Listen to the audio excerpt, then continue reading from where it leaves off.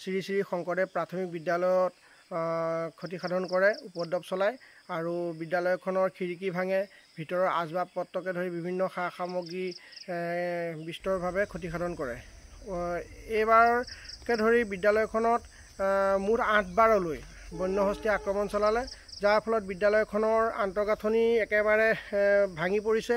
বিদ্যালয়খনৰ উন্নয়নত যথেষ্ট বাধা আহিছে। বিদ্যালয়খনত ছাত্ৰ ছাত্ৰীৰ নামভৰ্তি যথেষ্ট পৰিমাণে হাতীৰ উপদ্ৰৱৰ বাবে কমি গৈছে। লগতে যোৱা 22 তাৰিখে এই বিদ্যালয়খনত বন্যহস্তীয়ে আক্ৰমণ চলাই যথেষ্ট ক্ষতিসাধন কৰিছিল। আজি 2 মাহো নহ'ল, পুনৰ আজি যোৱা নিশা বন্যহস্তীয়ে যথেষ্ট ক্ষয়ক্ষতি সাধন কৰিলে। এতিয়ালৈকে বন বিভাগৰ লোক অহা নাই আৰু বন বিভাগক এই বিষয়ে সময়ে সময়ে আমি অৱগত কৰিছোঁ লিখিতভাৱে, কিন্তু কোনো ধৰণৰ কাৰ্যব্যৱস্থা গ্ৰহণ কৰা নাই, যাৰ ফলত বিদ্যালয়খনৰ সুৰক্ষাৰ প্ৰতি যথেষ্ট ভাবুকি আহিছে আৰু বিদ্যালয়খনৰ অস্তিত্বই হয়তো 2 বছৰ 4 বছৰ পিছত হয়তো ইয়াত নাথাকিবগৈ, যদি এনেধৰণে বছৰি 2বাৰ 3বাৰকৈ বন্যহস্তীয়ে আক্ৰমণ চলাই থাকে।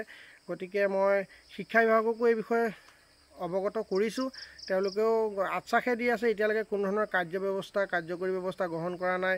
2টা বিল্ডিং মোৰ যথেষ্ট ক্ষতিসাধন হ'ল, ভাঙি পেলালে। এতিয়া ল'ৰা ছোৱালী পঢ়িবলৈকে এতিয়া বিদ্যালয়খনত অসুবিধা হৈছে।